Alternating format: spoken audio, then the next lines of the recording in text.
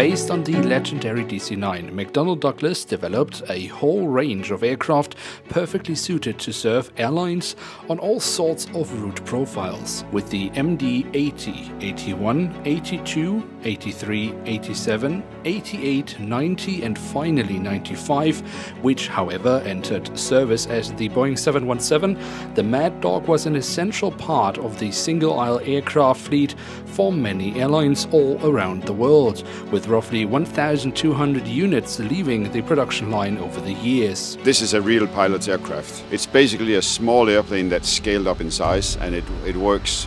It's wires and push-pull tubes and everything else. So you are really flying the airplane compared to an Airbus where you are putting your inputs into a computer. The computer looks at it, decides, yeah, that's okay, we'll allow you to do that, and then it flies the airplane.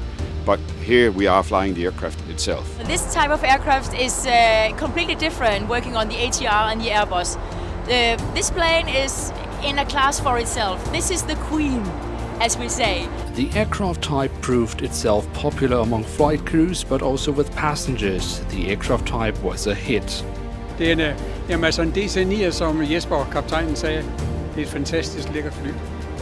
Det er roligt, og det er bare flyet. I was in the army back in 2010 until I was like 16, 17.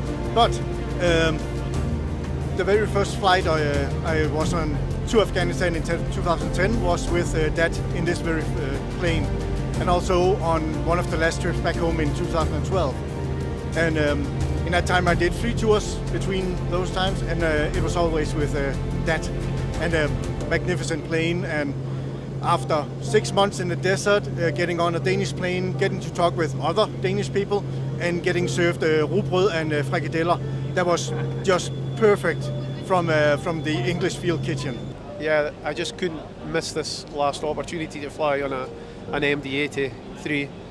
I've flown on the type before with SAS, Finnair, Adria, but there aren't many left, as you know, so I had to take this opportunity. By November 2021, Europe's last MD-83 will however take its final flight and thereby ending a chapter of aviation history.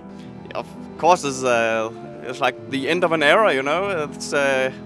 I've flown this aircraft for 6 years now, so yeah, it's the one I've the most hours on. I really enjoyed it. The girls and the cabin crew and the guys who works on this plane in DAT, it is it is with sadness that we say goodbye, because we truly love this plane. The most I'll miss is the hand flying when we do visual approaches and stuff like that. It flies basically just like a small Cessna or something like that. It's so easy, and the noise level in the cockpit is so low that you can't even hear the engine. So it's so nice.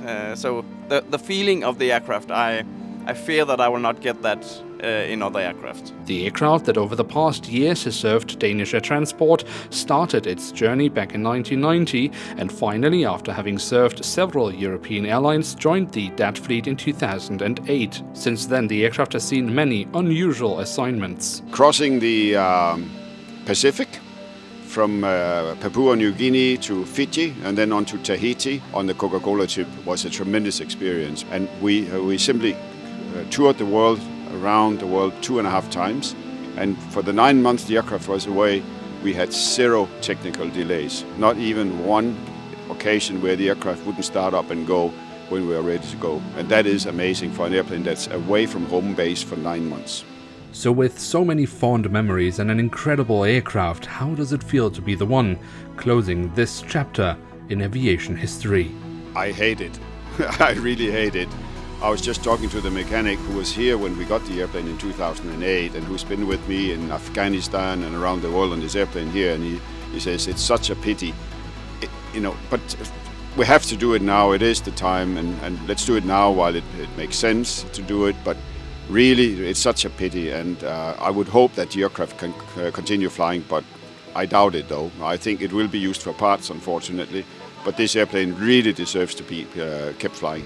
So after 31 years of action, the grand old lady, the Mad Dog, bows out with a final scheduled flight on November 13th.